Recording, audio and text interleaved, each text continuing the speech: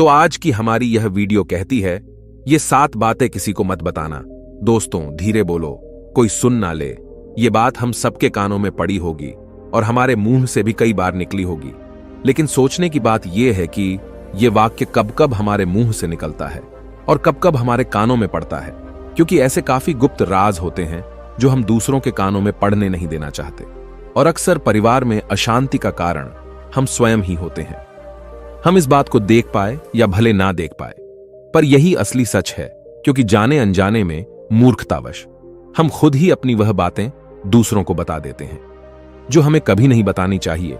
और वही बातें जो जाने अनजाने में हमने किसी दूसरे के सामने बता दी थी, वही हमारे दुख का कारण बन जाता है, वही हमारे झगड़े का कारण बन जाता है। और फिर हम पछतावे के अलावा कुछ नहीं कर पाते।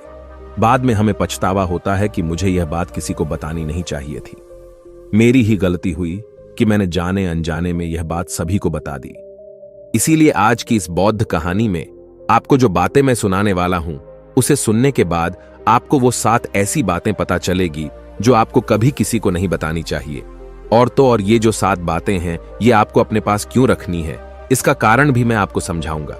इन 7 बातों के अलावा अगर आपको लगता है कि कोई बात ऐसी है जो मुझसे छूट गई है, तो कमेंट सेक्शन में जरूर बताना।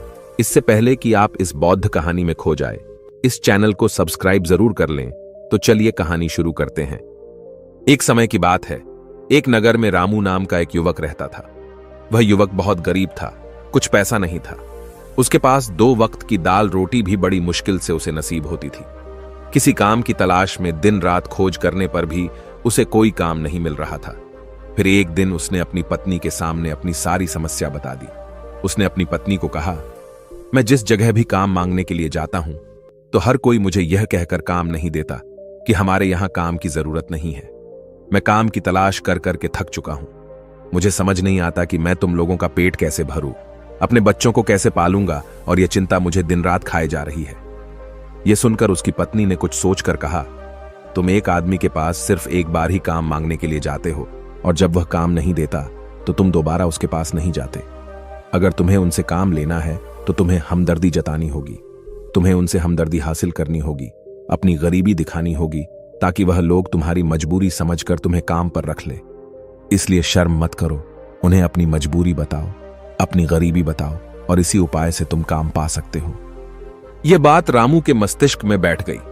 अगले दिन काम मांगने के लिए वह उसी सेठ के पास पहुंचा जहां पर वह पिछले दिन काम मांगने के लिए गया था। लेकिन इस बार उसने हाथ जोड़कर उस सेठ से प्रार्थना की, उससे विनती की कि वह बहुत गरीब है और उसे काम की बहुत आवश्यकता है।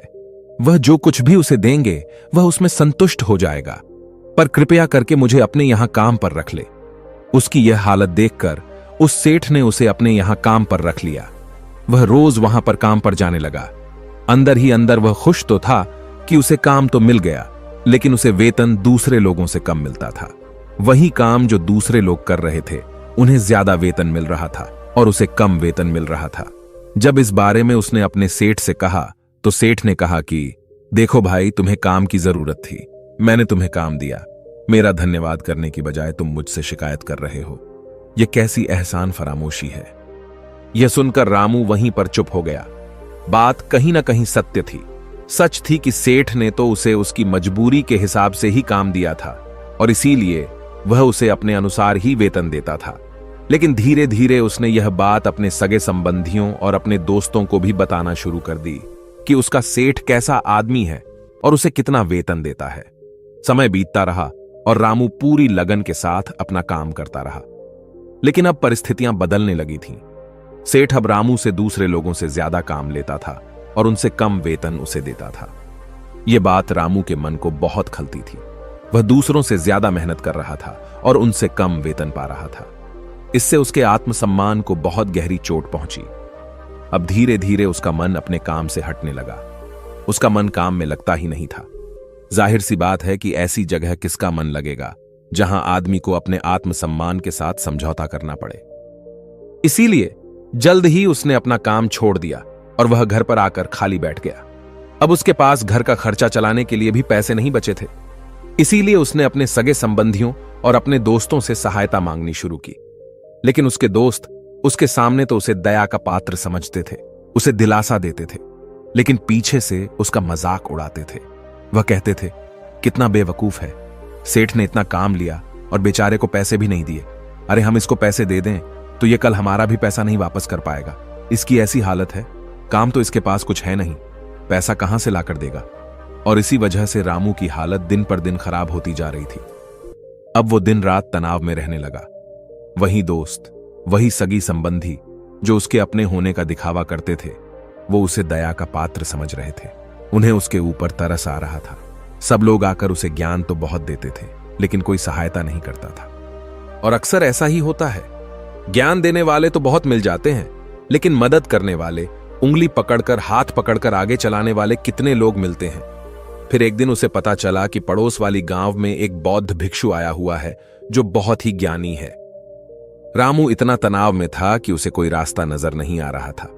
इसीलिए जाने अनजाने में वह उस बौद्ध भिक्षु के पास पहुंच जाता है। वहां पहुंचकर वह सीधे उनके पैरों में गिरकर रोने लग जाता है। वह रोते रोते उन्हें अपनी सारी परिस्थिति बताता है। उसे बताता है कि किस तरह उसके सेठ ने उसका फायदा उठाया और उसके सगे संबंधी उसके साथ कैसा व्यवहार रखते हैं। सारी बातें सुनकर बौद्ध भिक्षु ने उसे चुप कराते हुए कहा, बेटा, ये सारी समस्याएं तुम्हारी बुद्धिहीनता, तुम्हारी मूर्खता के कारण उत्पन्न हुई है। अगर तुम्हारे अंदर समझ होती और तुम समझदार होते तो इनमें से एक भी समस्या तुम्हारा मन को दुखी नहीं कर सकती थी।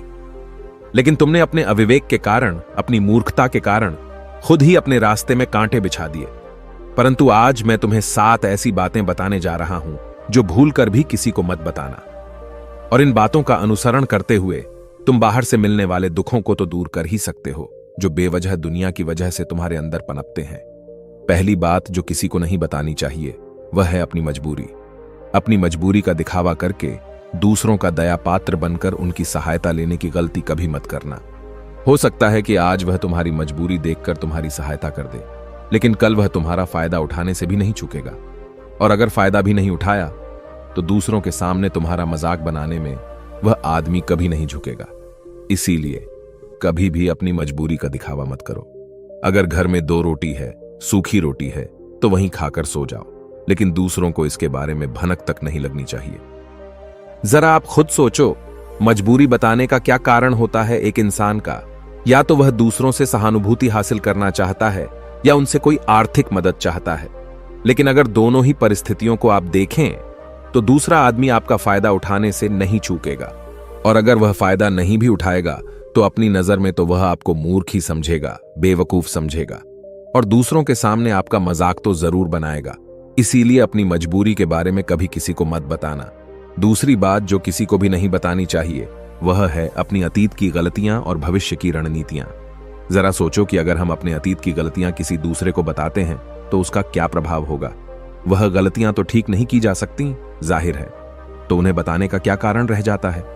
आप अपने अंधेरे पक्ष को खुद दुनिया के सामने बता रहे हो, खुद अपनी गलतियां दूसरों के सामने बता रहे हो। इससे उस आदमी की नजर में आपका चरित्र कमजोर हो जाएगा और वह भविष्य में हमेशा आपको उसी नजरिए से देखेगा। इसीलिए किसी भी आदमी की नजर में अपना चरित्र गठित मत होने दो। और जरा सोचो कि आप व्यर्थ में ही अपने भविष्य की रणनीतियां दूसरों के सामने बता रहे हो, जो लोग आपके काम का हिस्सा ही नहीं है। उनके सामने अपने भविष्य की रणनीतियां, अपनी डींगे हाँकने का क्या फायदा? वह लोग आपकी सहायता तो नहीं करेंगे, लेकिन आपकी भविष्य की रणनीतियों में बाधा जरूर बन सकते हैं। आप खुद अपनी विवेक का इस्तेमाल करिए और सोचिए कि आपके साथ भी ऐसा हुआ है कि आपने अपनी भविष्य की रणनीति किसी को बताई हो और वह कामयाब ही ना हुई होगा। जरा गौर से सोचिए। तीसरी बात जो किसी को नहीं बतानी चाहिए वह है अपने घर की बातें। जो भी हमारे घर के अंदर हमारी परिवार के साथ होती है, हमारे माँ बाप के साथ, हमारी पत्नी के साथ, हमारे बच्चों के साथ, वह बातें परिवार तक ही सीमित रहनी चाहिए। अगर आप इन बातों का दूसरों के सामने ढिंढोरा पीटते हो तो दूसरों को आपके घर में घुसने का एक मौका मिलता है और वह इसका फायदा उठाने का कभी नहीं चूकते। वे आपके परिवार के सदस्यों को आपसे दूर ले जाने की कोशिश करेंगे।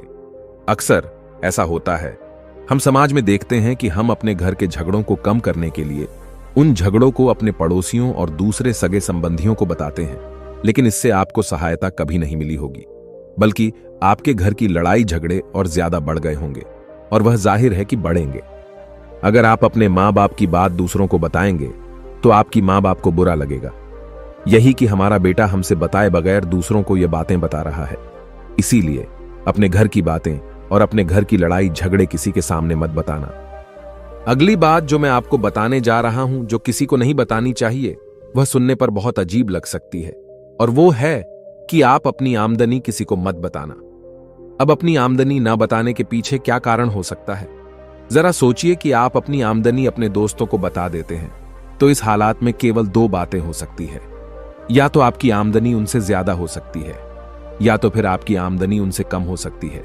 अगर आपकी आमदनी उनसे ज्यादा है, तो जब आपके दोस्तों को जरूरत पड़ेगी तो वह सिर्फ आपको ही याद करेंगे, क्योंकि उनको पता है कि अगर आपकी आमदनी ज्यादा अच्छी है तो आप ही उनकी मदद कर सकते हैं, और इसीलिए ज्यादा लोग आपसे सहायता मांगेंगे।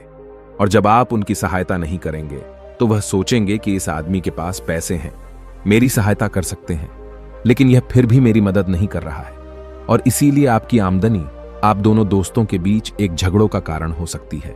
और इसी जगह आपकी कम आमदनी होगी तो लोग मजाक उड़ाएंगे, वह आपको कमजोर भी समझ सकते हैं, और ऐसी हालत में बहुत कम लोग मिलते हैं जो आपके पीठ पीछे आपका मजाक न बनाए, और ज्यादा होगी तो सहायता मांगेंगे। तो अपनी आमदनी बताने में दोनों हालातों में आपको ही परेशानी होगी, इसीलिए अपनी आमदनी बताने की कोई जरूरत नहीं है। अगली बात जो मैं आपको बताने वाला हूं, उसे अपनी गांठ बांध लेना और किसी को यह बात मत बताना।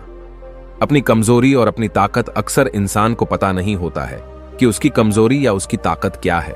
लेकिन अगर आपको अपनी कमजोरी और अपनी ताकत पता है तो पहली बात तो आप बहुत ही बुद्धिमान आदमी हैं, और दूसरी बात कि आपको यह बातें किसी को पता नहीं लगने देनी है, क्योंकि अगर आपकी कमजोरियां दूसरों को पता चल गईं और अगर भविष्य में आप दोनों दुश्मन बन जाते हैं तो वह आपकी कमजोरियों का फायदा उठाएंगे, और अगर उनको आपकी ताकत पता चल गई तो वही ताकत आपकी कमजोरी बन जाएगी, क्योंकि वह ताकत दूसरे आदमी को पता है, और वह ताकत का तोड़ भी आज नहीं तो कल ढूंढ ही लेगा, क्योंकि हर शेर का सवा शेर होता ही है। ऐसा भी हो सकता है कि इसके बाद आपको उनसे हमेशा दब के रहना पड़े। अगली बात जो किसी को नहीं बतानी चाहिए वह है अपने मित्रों और दुश्मनों के बारे में। अपने मित्रों के साथ बात करना और उनके साथ अपने दोस्तों और दुश्मनों के बारे में आपके अनुभव और विचारों को बताना अच्छा हो सकता है, लेकिन ध्यान और सावधानी से अगर आप अपने मित्रों के बारे में दूसरों को बताते हैं तो वे आपके मित्रों के साथ खिचड़ी पका सकते हैं और आपको धोखा दे सकते हैं। आपके गहरे मित्रों को आपसे दूर करने का प्रयास कर सकते हैं। आमतौर पर सामान्य लोग ऐसा नहीं करते, लेकिन आपके दुश्मन ऐसा करने की कोशिश कर सकते हैं। वे आपके गहरे मित्रों को आपसे दूर करने की कोशिश कर सकते हैं। दूसरी ओर आपके शत्रु के बारे में भी किसी को नहीं बताना चाहिए, क्योंकि आज का मित्र कल आपका दुश्मन बन सकता है, और वह आपके दुश्मन के साथ मिलकर आपको हानि पहुंचा सकता है और धोखा दे सकता है। इसलिए अपने सबसे अच्छे दोस्तों के बारे में भी अपने दुश्मनों के बारे में कभी बात नहीं करनी चाहिए। आखिरी बात में मैं यह कहना चाहता हूं कि जब आप दान करते हैं तो उसके बारे में भी किसी को मत बताएं, नहीं तो दान करना व्यर्थ हो जाता है, बेकार हो जाता है। जब आप अपने दान का ढिंढोरा पीटते हैं तो आप यह बता रहे होते हैं कि आप कितने बड़े दानी पुरुष हैं, और यह आपके अंदर एक अहंकार पैदा करेगा। इसीलिए दान जितना गुप्त रूप से किया जाए उतना ही अच्छा होता है, उतना ही फलदायी होता है। ऐसा कहा जाता है कि जब आपका बायां हाथ दान कर रहा हो तो दाएं हाथ को भी ना पता चले कि बायां हाथ दान कर रहा है। बौद्ध भिक्षु ने रामू को जो 7 बातें बताईं, उनमें संसार के सभी सिद्धांत छिपे हुए हैं। इन बातों का पालन करते हुए आप अपने घर में सुख शांति बना सकते हैं और घर के झगड़े हमेशा के लिए दूर कर सकते हैं। और हमारा कहानी सुनाने का मकसद यही है कि आप और ज्यादा जागृत रहे। आप खुद उन बातों के बारे में सोचें और हमें कमेंट में जरूर बताएं कि आपको ये बातें सच लगी या नहीं। और इनके अलावा भी अगर आप कुछ जानते जो हम यहां बताना भूल गए हैं तो उन बातों को भी कमेंट सेक्शन में जरूर डालें। उम्मीद है कि आपको यह वीडियो पसंद आई होगी, तो आप हमारे दूसरे चैनल प्रोग्रेस इंस्पायर्ड पर भी एक नजर जरूर डालें, क्योंकि उस चैनल पर आपको बिल्कुल नई और अलग कहानियां मिलेंगी।